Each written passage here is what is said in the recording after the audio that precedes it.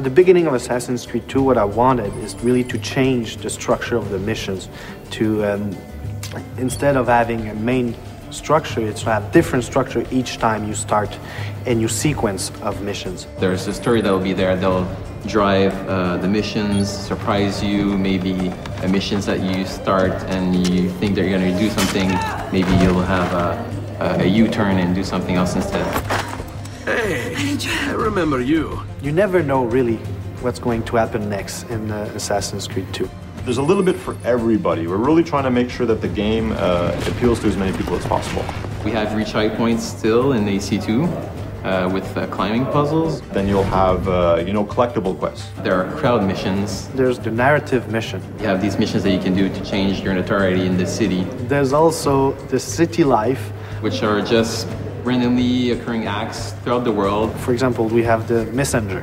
The messenger who sees Ezio, sees the player, will run away. So it's up to the player to say, am I chasing him to get the letter he's carrying or not? We have one guy that we call the pickpocketeer.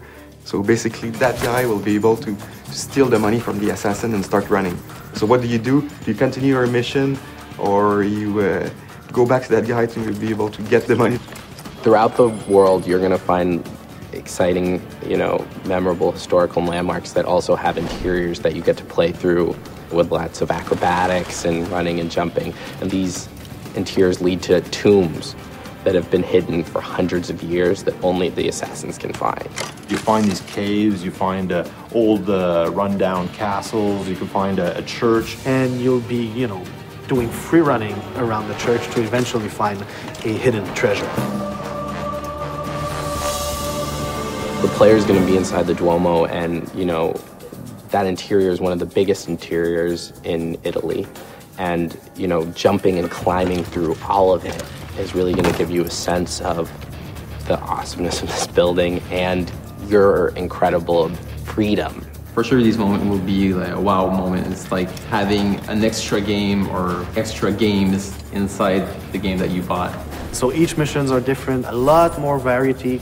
So it's not about doing investigation and assassination 9 times. It's really more like each time a mission can lead to a beat-up mission, can lead to a chase, an escape, can lead to an assassination.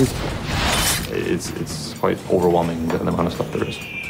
Well, having more missions requires us ultimately to have more cutscenes and more cinematics, but I think we're adding a lot of value to these to the player. Like a couple of examples of this is you could still control the camera like you did in AC1. People like that feature a lot.